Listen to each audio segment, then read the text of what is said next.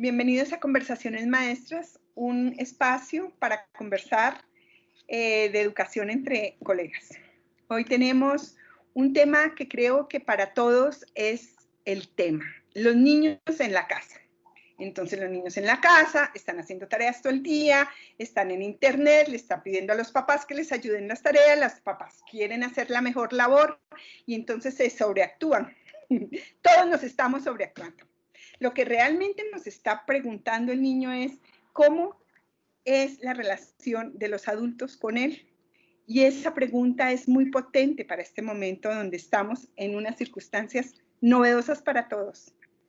Nunca antes, los del siglo XX y XXI, habíamos vivido una situación en la que los niños estuvieran en la casa todo el tiempo y los adultos estuvieran preguntándose cuál es su labor, cuál es su relación y cuál es su responsabilidad en este encuentro. Es decir, que de alguna manera los niños ahora nos están preguntando. Bueno, vamos a atender esa pregunta. Por esa razón hemos invitado a Jamie Cárdenas Palermo, una profesora que es un gran encuentro porque nos va a ayudar a permitir reflexionar profundamente sobre temas que realmente necesitamos conversar todos. Ella es docente de la Universidad Pedagógica Nacional. Su experiencia en investigación está ligada al tema de infancia en Colombia, de los años 1930 a 1950. Ese tema o esa investigación se llama Relatos del hacerse infante en las tramas de la memoria, lo cual es muy potente porque nos hace pensar sobre la infancia. Y su línea de investigación es infancia, cultura y educación. Jamie, ¿cómo te sientes para esta invitación y para este tema? Marisol, muchas gracias por esa presentación. Mira, ¿cómo me siento? Creo que estoy en el lugar indicado. Es un tema del que tenemos que hablar hoy de manera tranquila porque hablar sobre los niños, sobre la infancia, sobre lo que se está generando con esta situación inédita implica fundamentalmente que hablemos sobre el lugar de los adultos, ¿no? Sobre la sociedad adulta que está enfrentando también, aprendiendo, digamos, un poco de todo esto que se está viviendo. Y que tiene, digamos, que volver como a pensar cuestiones básicas, ¿no? Sobre la sociedad, sobre las instituciones, sobre la familia, sobre la escuela. Entonces, feliz de estar aquí. Genial. Profe, bienvenida a Conversaciones Maestras, de verdad nos alegra muchísimo tenerte en este espacio y bueno, desde tu experiencia, desde digamos todo ese proceso de acompañamiento que has hecho a los maestros en formación y también desde tus procesos de investigación, nos gustaría que nos compartieras un poco qué significa hablar de cuidado de los más pequeños en este momento. Bueno, esa es una pregunta muy importante para la educación, para los maestros y para la formación de maestros. Porque resulta que hoy, en tiempos en los que los niños tienen derechos, ¿no? Son sujetos de derechos, se ha generalizado el discurso de la protección, ¿no? Que es muy importante, pero también me parece que ha alimentado algunas confusiones. Por ejemplo, a los maestros se les está todo el tiempo, sobre todo a los maestros de los más pequeños, ¿no? Se les está indicando que la educación tiene un componente fundamental que es el cuidado, ¿sí? En las políticas públicas encontramos que los maestros son no maestros sino agentes educativos y en general son agentes educativos todos los que tienen una responsabilidad con el cuidado de los niños pequeños, ¿sí? Y esa si bien es una idea interesante que tiene que ver, digamos, con toda esa transformación del discurso y el reconocimiento de los niños como sujetos jurídicos, es una idea a la que tenemos, digamos, que hacerle muchas preguntas desde el lugar de la educación y desde el lugar del maestro, ¿no? Porque entonces, ¿qué diferencia el lugar del maestro, no? Primero, eso de decir que todos son agentes educativos y que ahí está el maestro, hay que interrogarlo, porque entonces digamos que para qué una persona se dedica a estudiar para ser maestro, ¿no? ¿Qué estaría justificando hoy que existan, ¿no? O que hayan existido hace mucho tiempo. Entonces me parece que ahí es interesante pensar el cuidado como una responsabilidad que tiene la sociedad, pero que no es necesariamente la que caracteriza el lugar del maestro. Claro, los maestros también cuidan, ¿sí? pero no es todo lo que tiene que hacer el maestro, ¿sí? El maestro tiene relación con una práctica que es educativa, ¿sí? Y relación con una institución que es la escuela, y la escuela escolariza, ¿sí? Entonces, si nosotros digamos, volvemos a esas preguntas fundamentales, se nos pierden varias cosas, ¿no?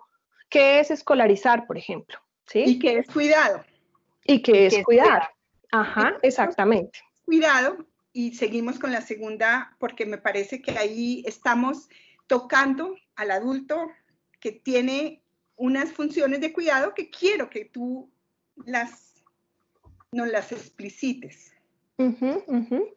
Bueno, ahí digamos que uno puede pensar el cuidado en varios sentidos. El cuidado ligado a la crianza, que es una responsabilidad fundamental de la familia, ¿cierto? La crianza como esa atención, digamos, en el cuidado básico para que el niño sobreviva, ¿cierto? Se mantenga, va desde la alimentación, yo digo, digamos, como en todas esas actividades que hacen que el cachorro, digamos, como sujeto biológico se mantenga. Eso es un rol fundamental de la familia, ¿no? Y cuando digo familia, pues digo no solamente de una mamá, sino de los que están asumiendo el cuidado, porque hoy también tenemos que entender que hay muchos modos de ser familia, ¿no? Y que también los hombres, los papás o los que asumen, digamos, el lugar de cuidadores, lo pueden hacer. Es decir, criar, ese es el lugar fundamental que se da desde el núcleo familiar, ¿sí? Las maestras tienen, obviamente cuando trabajan con niños pequeños, que enfrentarse a muchos modos del cuidado, ¿sí? Claro, con un niño pequeño uno no puede ser irresponsable y decir se cuidan solos, ¿sí? Pero creo que no podemos perder de vista que en el proceso de escolarización o en el proceso de trabajo institucional, las maestras tienen la tarea de ampliar el mundo simbólico del niño, ¿cierto? De aproximarlo con otras cosas que no son necesariamente los saberes de la familia. Y uno podría decir incluso que esa es una forma de cuidado, ¿sí? Esa es una forma de cuidado en la que la maestra está haciendo, digamos, trabajando en la relación del niño con una sociedad mucho más amplia que no es su familia, ¿sí? Lo está familiarizando con un mundo mucho más amplio. Y esto, digamos, es una tarea que no es la forma convencional, digamos, de la crianza. Ahí hay una tarea educativa y hay una tarea escolar.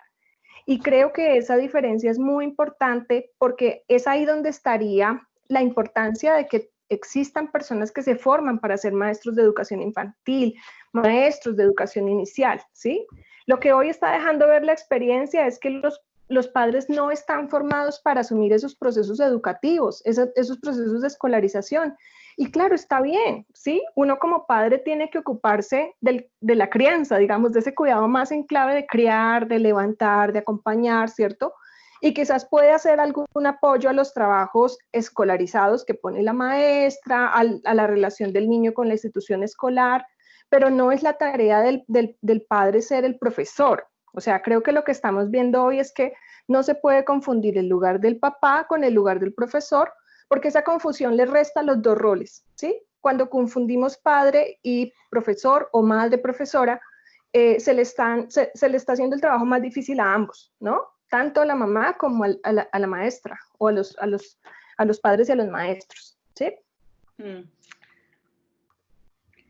Es todo una tensión lo que se vive ahí, porque se me ocurre que una de las cosas que no ocurre, pero eso es una pregunta para ti, es que maestro y papás llamemos papá, mamá o adulto de la crianza, adulto que acompaña a la crianza, no están conversando entre sí, están dirigen toda esa atención hacia el niño.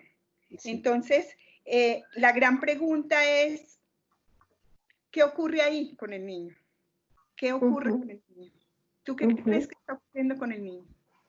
Yo creo que en esa, digamos, dando por hecho que estamos en términos generales siendo agentes educativos, el que está quedando solo es el niño, ¿no? Me parece que cuando el maestro da por hecho que el papá tiene que suplir un rol y el padre da por hecho que el maestro lo tiene claro y tiene que asumir otro, creo que a veces lo que vemos es que los que quedan como en un vacío son los mismos niños, ¿no? porque no encuentran, digamos, ese cuidado en clave de crianza que tendría que recibir del adulto, y quizás a veces no encuentra ese cuidado en clave de educación y escolarización que tendrían que encontrar de parte del maestro, ¿no? Y ambas cosas son muy importantes, ¿sí? O sea, tanto la crianza como la educación son fundamentales, porque ambas están haciendo un proceso, están haciendo una tarea en el proceso de socialización de los niños, ¿no? En el cuidado, en la crianza, yo me estoy sosteniendo y estoy aprendiendo una forma de relacionarme con una institución que es la familia, y en la relación con el maestro estoy haciendo parte, digamos, como de una socialización que tiene que ver con el acercamiento a una institución que es la escuela, ¿no? Y la escuela como institución tiene una tarea que nos guste o no llamarla así, como todas las instituciones, normaliza, ¿sí? Da unas reglas, da unas pautas. Y conocer esas reglas y esas pautas, pues es fundamental para poder hacerme parte de una sociedad, ¿no? Entonces, digamos que no podemos desconocer, que en este momento los niños están también confrontados con una sociedad que pareciera que se está dando cuenta que tiene niños, ¿no? Que tiene niños que cuidar, que tiene niños que acompañar, ¿sí? Papás que se están dando cuenta que es muy difícil criar, porque quizás estaban acostumbrados a unas rutinas en las que los niños iban muy temprano y llegaban muy tarde, ¿no? Y eso es una paradoja, o sea, que ocurra eso cuando justamente el niño se supone que fue reconocido como sujeto de derechos, ¿sí? Es muy interesante lo que está pasando. Profe, digamos, en esos planteamientos que estás haciendo, digamos, hacemos visible como esas tensiones que se están presentando entre quienes cuidan, ¿sí? Y quienes educan en el sentido más institucional, que son los docentes. ¿Cuáles tú crees que pueden ser los puntos de encuentro?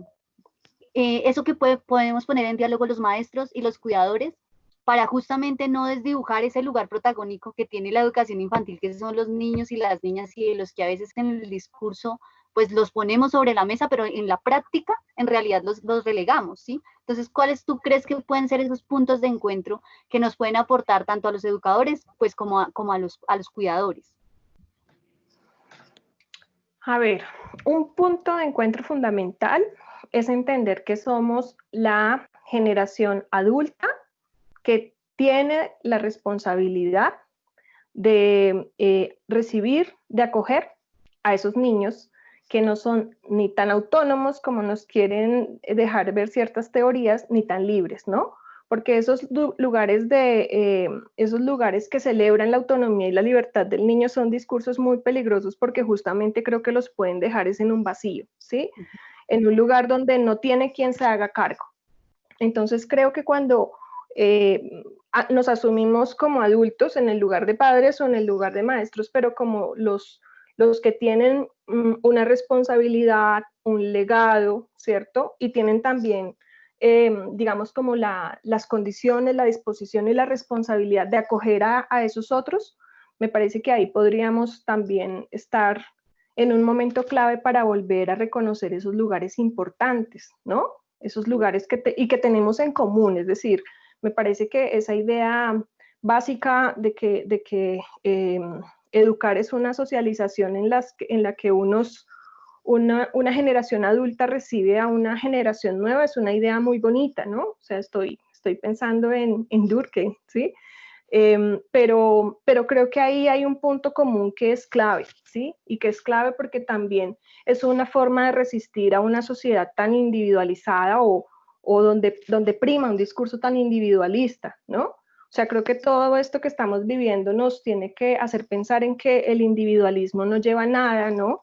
Y que realmente no se sostiene una sociedad con sujetos que cada uno aspire a la autonomía total y a la libertad. Eso no tiene sentido. Sí, es súper bonito lo que dices porque el aislamiento nos puso sociales. Es muy potente la idea porque estar en el contexto del encuentro con lo que somos y con lo que hemos construido como relación en la intimidad nos abre a lo social. Y entonces es como algo que hacia adentro sale, es una ola recurrente muy potente. Qué paradoja. Qué paradoja tan potente la que acabas de plantear, pero también hay algo que me parece que podríamos seguir profundizando en el sentido de cuáles serían las acciones de este gran encuentro al encontrarnos adentro para proyectarnos hacia el otro. Y quien pregunta eso es el niño, es decir, es como si pudiéramos movernos en clave de niño, ¿no? En clave de niño, en clave de cachorro, que es que me parece divino, porque somos manada, es decir, somos sociales y somos un todo. Entonces es muy potente esa pregunta que nos planteas. ¿Tú qué piensas? Como ya en términos como de cosas muy concretas, de acciones, ¿sí? Sí, sí. A ver, yo voy a decir una cosa que parece muy obvia, pero yo creo que nos tenemos que dar la oportunidad de volver a ser papás, y los profesores se tienen que dar la oportunidad de ser profesores, ¿sí? Y en esa lógica me parece que es importante también darle la oportunidad a los niños de ser niños, ¿no? De experimentar, digamos, el mundo, un mundo que en este momento está siendo para todos extraño, ¿no? Pero me parece que es un momento bonito para dejar un poco el afán de todas esas cosas que hacemos con la idea de que tenga un fin, ¿no? Que a veces hace que la vida de los niños se vuelva tan instrumental, ¿sí? Digamos, ahí quiero encajarle un poco con el tema del juego, ¿sí? El juego como una actividad que es fundamental para todos los seres humanos, pero fundamental sobre todo para los niños, porque están relacionándose con el mundo como una acción, digamos, que es cultural, que es de aproximación a todo lo que me rodea y que no necesariamente tiene que estar dirigido, ¿no? Y no necesariamente tiene que estar en función como de un objetivo escolar, por ejemplo. Ahí cabe la diferencia, ¿sí? Ahí me parece que es importante. Creo que es un tiempo en el que todos estamos necesitando volver a la vida, digamos, como en esos roles básicos, ¿sí? Desafortunadamente creo que eso no es tan fácil, ¿no? Porque estamos viviendo una situación inédita en la que creemos que tenemos que seguir haciéndolo todo al tiempo, ¿sí? Como lo hacíamos. Exactamente, sí. Entonces, incluso para muchos adultos creo que es el momento de darse cuenta de, hombre, yo soy papá o yo soy mamá, ¿no? Y eso me implica una relación diferente con este casi desconocido con el que vivo, ¿no? Entonces creo que una cosa importante es darnos la oportunidad de asumir esos roles que tenemos como adultos, como papá y como mamá, y también con la tranquilidad de que nosotros no venimos con ese chip incorporado, ¿no? Que uno aprende a ser mamá y papá en la relación con el otro, ¿sí? Y con eso que estás mencionando, profe, a mí me parece que también es una invitación a hacer un voto de confianza hacia el otro, es decir, a veces también cómo podemos llegar a ser los maestros invasivos y señalar como las formas de ser padres, ¿no? Y los padres las formas de ser maestros, ¿no? Entonces también pienso que es un momento, eso con eso que tú acabas de decir, digamos que me suscita esa reflexión, también es partir de un voto de confianza en el que también cabe el niño y la niña, ¿no?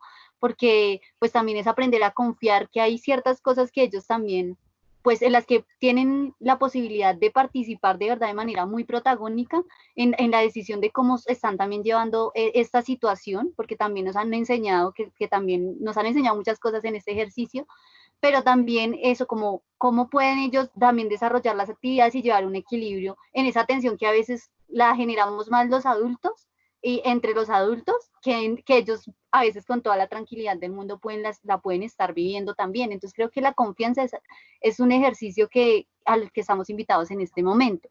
Y en ese sentido, quisiera pues eso, como preguntarte si tú crees que es posible empezar a potenciar ese lugar de confianza entre los cuidadores sin dejar de lado al niño.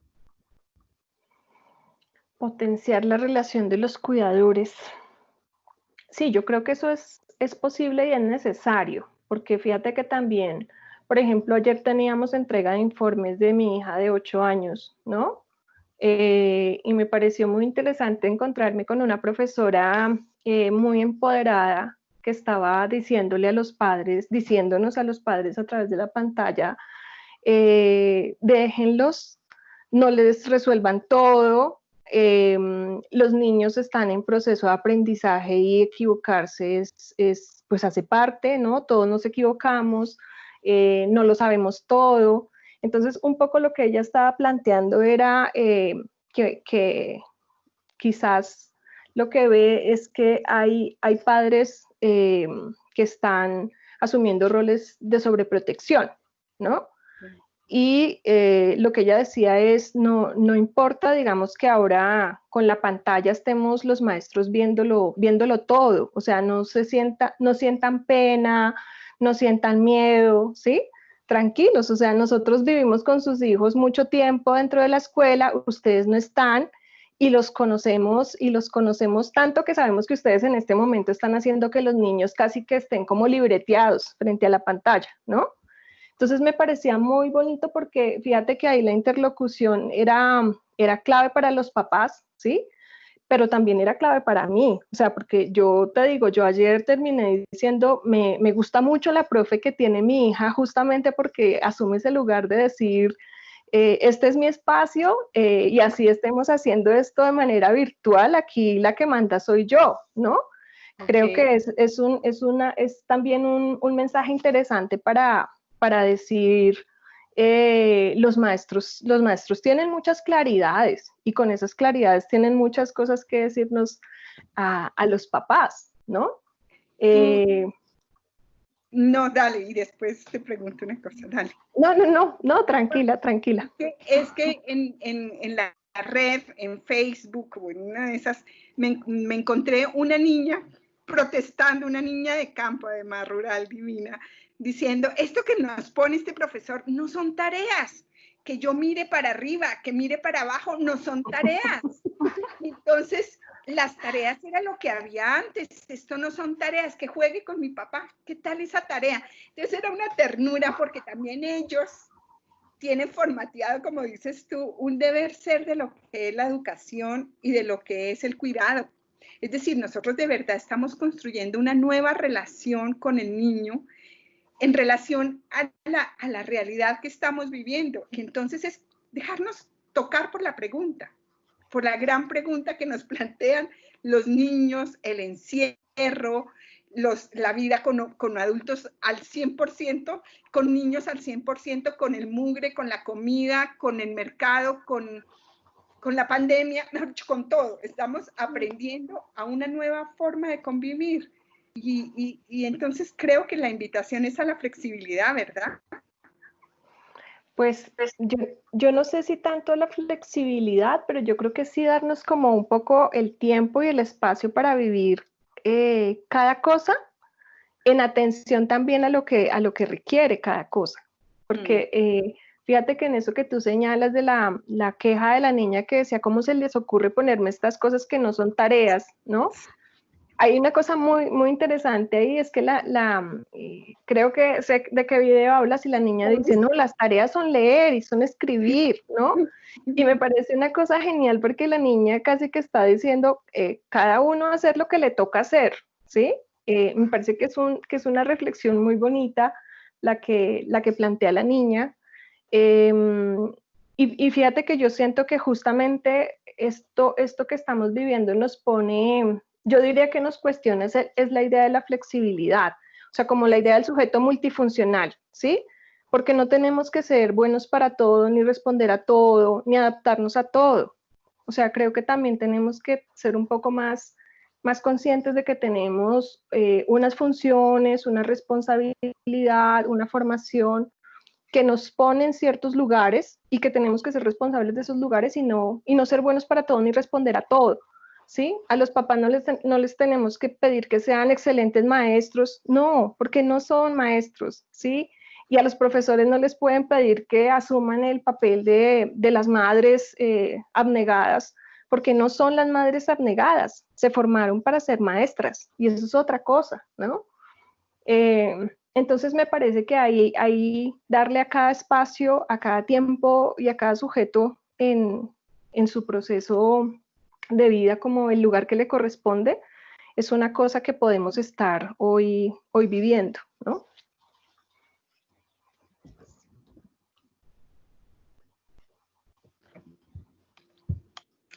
Muy pertinente esto del límite también. Entonces, la otra pregunta es sobre el límite. Me encontré con un pensador y decía, la casa es al espacio y lo que el ritual es al tiempo. Y entonces, a mí, en lo que acabas de decir, en lo que estamos conversando, pienso que podríamos volver a pensar en el ritual, dado que estamos en un tiempo tan distinto, donde, como me decía un amigo, todos los días es domingo, de alguna manera, es decir, no tenemos casi que límites en el tiempo y estamos extendiendo unos lugares donde es unos lugares diferentes, una relación distinta con el tiempo. Así tengamos conversaciones con esta pantalla en tiempos aparentemente limitados, también se volvieron ilimitados. El tema del ritual, es decir, el marcar como unos hitos en este tiempo extendido, serían tan cobijadores como es un espacio, como es la casa para el espacio, es decir, tan protectores como es pensar en una casa en un gran espacio, y casa entendida como hogar, como lugar, como recinto, como, ¿no? Como interioridad, y qué es lo que estamos viviendo. Entonces, te volvería la pregunta en relación a ese tema, es decir, cómo marcamos el tiempo, cómo ritualizamos el cuidado y el lugar de aprender, el lugar del aprendizaje. ¿Cómo ves eso? ¿Cómo lo visualizas? Cuando tú dices ritual, yo creo que es una palabra muy bonita para pensar lo que estamos viviendo dentro de las casas, porque justamente creo que es tiempo de volver como a esos, a esos rituales que a veces se iban perdiendo cuando uno salía y andaba todo el día corriendo, ¿no? Es posible volver a tener un momento del día para estar en la casa con el otro, para compartir, ¿no? Claro, sé que también es muy difícil porque estamos en un momento en el que estamos teniendo que responder a todo el tiempo, ¿no? Estamos estudiando, trabajando, haciendo el trabajo de la casa, ¿sí? Todo el tiempo. Pero creo que también esto nos ha servido para tener como esos pequeños momentos de encuentro, que es en últimas el ritual que configura la dinámica con los allegados, ¿no? No quiero hablar solamente de la familia porque en el confinamiento estamos encerrados con muchas personas que a veces no son ni siquiera, digamos, como la familia en términos de lo biológico. Pero me parece que poder pensar que esto nos hace replantear la relación espacio-temporal como en la clave que teníamos ya, no sé, heredada de la modernidad, es muy interesante. ¿Sí? Me parece que en este tiempo estamos repensando esto de la relación tiempo-espacio. Es otra cosa que vamos a tener, me parece una de las lecciones que vamos a tener para cuando esto cambie, si es que cambia rápido, ¿no? Porque parece que el confinamiento va a tener otros efectos. Pero yo creo que esto nos sirve también como para volver a rituales que parecían perdidos y que son importantes, ¿sí? Esa idea me parece bonita porque la relaciona también con la idea de rutina, ¿no? Así no salgamos, me parece que estar dentro de la casa nos hace reconocer que las rutinas, que la disposición del tiempo y del espacio es importante, ¿no? Así uno, digamos, con los niños no los tenga que sacar al colegio, pues creo que lo mínimo es que ellos están entendiendo que hay un tiempo y un espacio para estudiar, ¿no? Frente a la pantalla, en otras condiciones, pero librarse como de esa disposición es muy difícil, ¿sí? Sí, es como darle un orden, porque fíjate, la hora de la comida debe ser una hora de comida, la hora del encuentro debe ser una hora del encuentro. es esas cosas de cuidado que nos hacía pensar esta conversación, como de ir dándole sus espacios y sus tiempos. Totalmente, sí. Y profe, totalmente. También pensar, digamos, en esto del tiempo, también como, o sea, ¿tú qué les dirías o qué llamados también nos harías respecto a no ser invasivos con el tiempo? Porque también ponemos a los más pequeños, ¿no? Entre la rutina del colegio y luego la rutina de su casa. ¿Y qué pasa con él, con su tiempo libre, con su tiempo para hacer, digamos, el tiempo de ocio, ¿no? Que los niños necesitan tanto. Entonces, ¿cuál sería el llamado que tú nos harías en ese sentido también, en un buen uso del tiempo y no ser invasivos con el tiempo de los más pequeños? Sí, mira que ahí hay ese tema es muy complejo porque justamente lo que están en este momento viviendo las instituciones educativas es la queja, ¿no? Unos padres piden más tiempo frente a la pantalla, más tiempo conectados, otros papás piden menos tiempo, ¿sí? Y yo creo que eso está en función de las necesidades de los adultos, pero no estamos pensando tanto como en función de la vida de los niños, ¿sí? Hay formas, digamos, muy estratégicas de que los niños estén realizando sus actividades vinculadas como a la tarea escolar sin necesidad de estar frente a la pantalla, ¿sí? Me parece que es un tema que tenemos que pensar y del que estamos aprendiendo, pero creo que no podemos equiparar la realidad de la institución escolar a la realidad frente a la pantalla, ¿sí? Yo creo que en eso no podemos, digamos, simplemente decir, allá estaban 8 horas y acaban de estar 8 horas frente a una pantalla, ¿sí? Pero fíjate que para los profesores que han flexibilizado, o los colegios que han flexibilizado los horarios, ¿no? Y les dicen, bueno, vamos a estar 1 hora conectados, conversando, y tienen otro tiempo para que lean este libro, escuchen este cuento, vean este video. Para sus profesores se les ha vuelto, digamos, también problemática la queja de los papás que quieren que los niños estén conectados más tiempo, ¿no? Es difícil, es una cosa complicada. Pero me parece también, digamos, que es muy difícil juzgar, ¿sí? Si lo están haciendo bien o lo están haciendo mal, porque es que todos estamos aprendiendo. O sea, es una situación nueva para los profesores, para las instituciones y para los papás, ¿no? Claro, yo también me pongo en el lugar de papás y yo digo, si yo tuviera a la niña 7 horas conectada, pues me libro justamente de todo lo que tengo que asumir como mamá, ¿sí? Pero por supuesto no podemos, en lo que, digamos, lo que tengo claro es que no podemos equiparar el mismo tiempo que están en la escuela con el tiempo que pueden estar frente a una pantalla, ¿sí? Eso hay que problematizarlo. Y los papás tenemos que pensarlo, tenemos que repensarlo, ¿sí?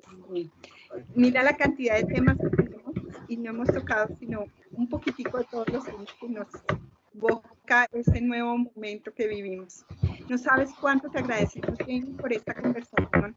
Creo que nos quedamos llenos de preguntas y queremos que el público que nos oye, nos escucha, que nos haga preguntas para seguir profundizando sobre esto que nos está poniendo a pensar de una manera diferente el estar en el mundo, estar en relación, en el cuidado, en el rol del maestro, y en esta apertura que nos hace esta conversación a escuchar de una manera diferente al niño. Creo que esto es una gran oportunidad para ser mejores seres humanos. Y quiero agradecer esta conversación especialmente porque nos llena de preguntas. Muchas gracias, Jamie. Muchas gracias, Sandra. Gracias, profe. Bueno, nos vemos en Espacio de Conversaciones Maestras. Muchas gracias a ustedes también. Yo también me quedo llena de preguntas. ¿Cierto? Sí, creo que eso es lo importante de la conversación.